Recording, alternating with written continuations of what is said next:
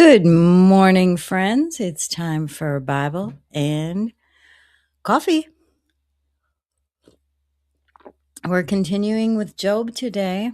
Today is day 21, January 21st. And we're going to go through Job chapters 8 through 11. So let's start with Bildad's first response to Job.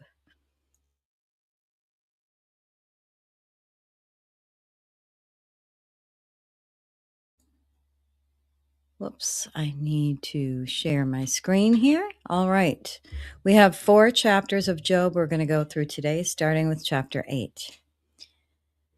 Then Bildad the Shuhite replied, "How long will you say such things?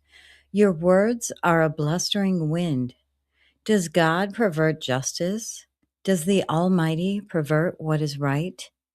When your children sinned against him, he gave them over to the penalty of their sin. But if you will seek God earnestly and plead with the Almighty, if you are pure and upright, even now he will rouse himself on your behalf and restore you to your prosperous state.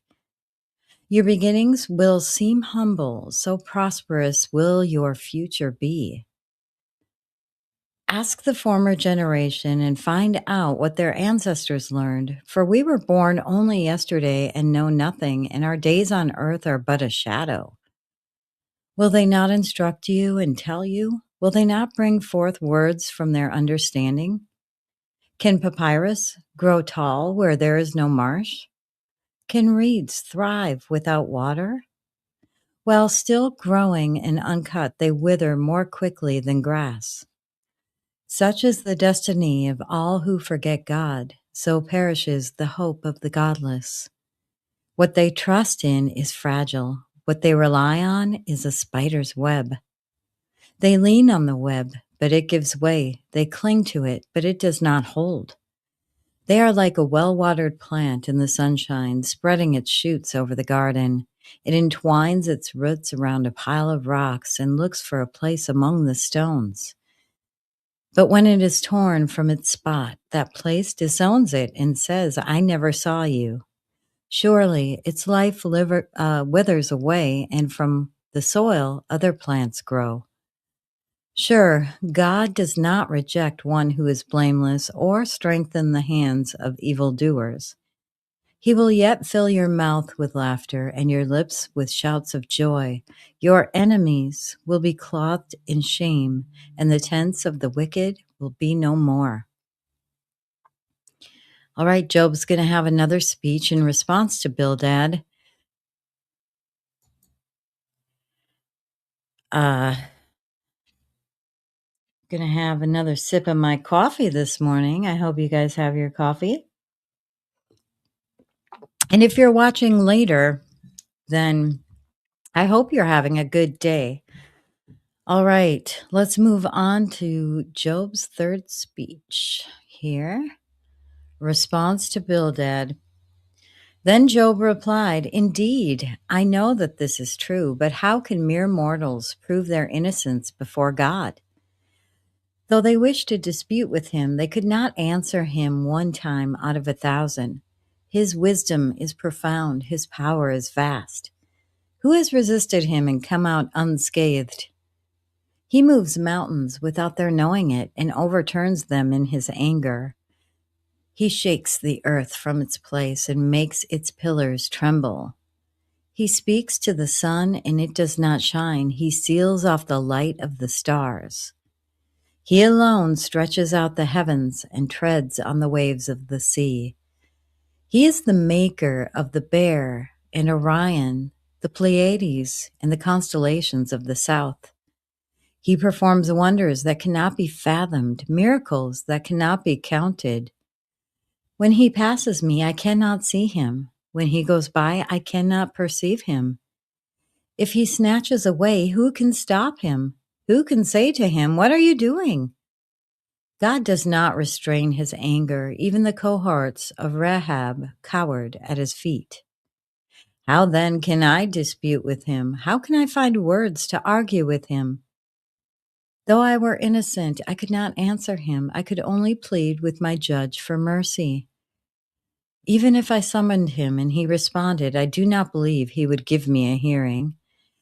He would crush me with a storm and multiply my wounds for no reason.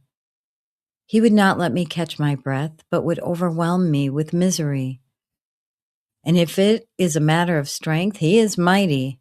And if it is a matter of justice, who can challenge him? If I were innocent, my mouth would condemn me. If I were blameless, it would pronounce me guilty.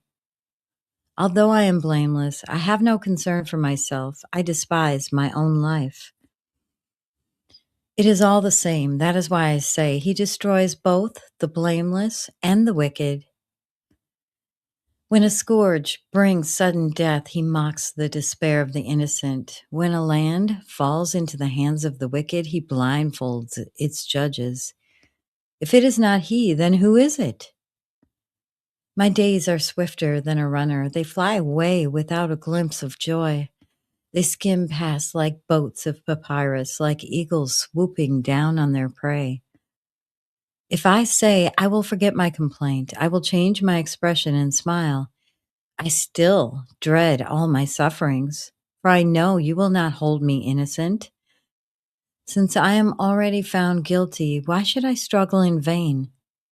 If I washed myself with soap and my hands with cleansing powder, you would plunge me into a slime pit, so that even my clothes would detest me. He is not a mere mortal like me that I might answer him, that we might confront each other in court. If only there were someone to mediate between us, someone to bring us together, someone to remove God's rod from me so that his terror would frighten me no more. Then I would speak up without fear of him. But as it now stands with me, I cannot. All right, next we're going to talk about Job framing his plea with God.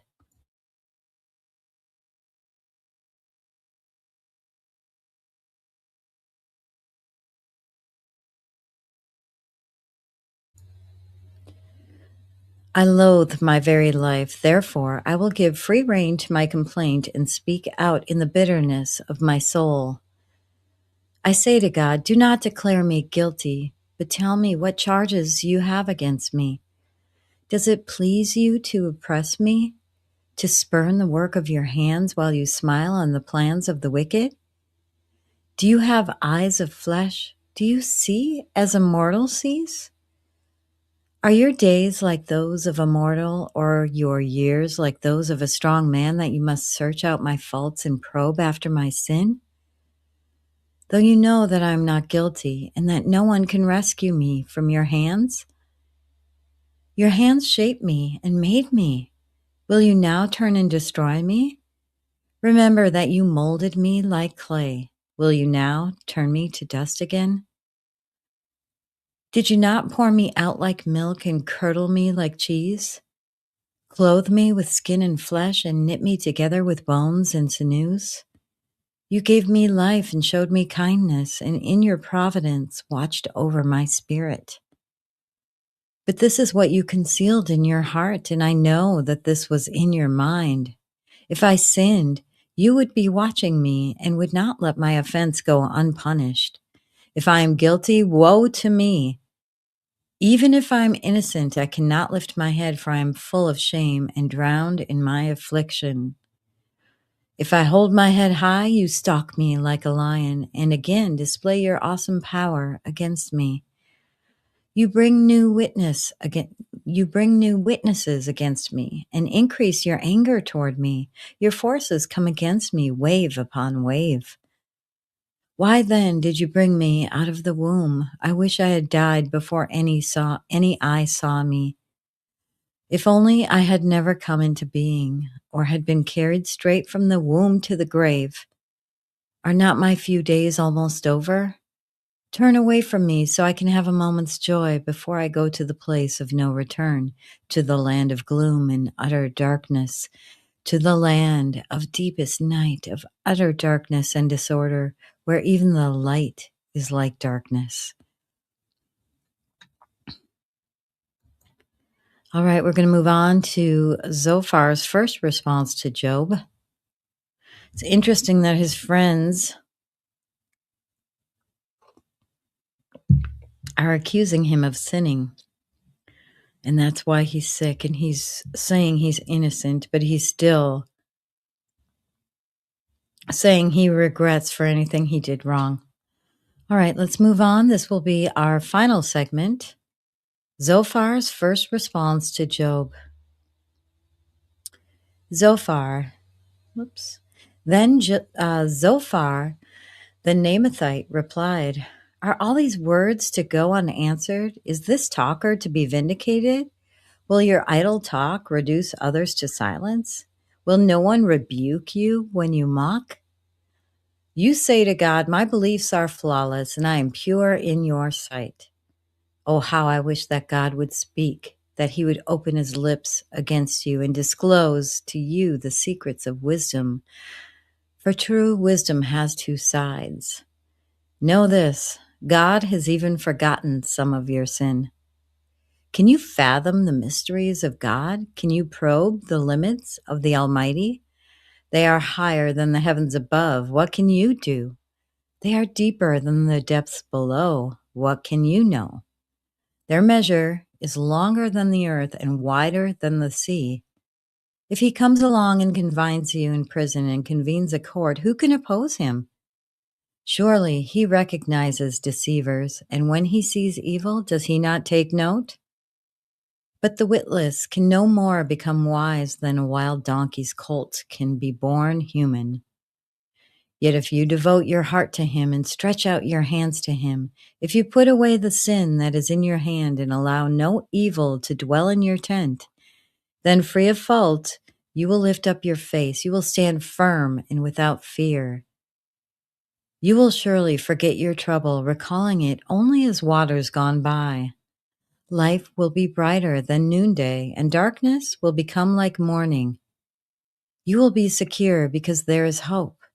You will look about you and take rest in safety. You will lie down with no one to make you afraid, and many will court your favor. But the eyes of the wicked will fail, and escape will elude them. Their hope will become a dying gasp. And that concludes today's reading.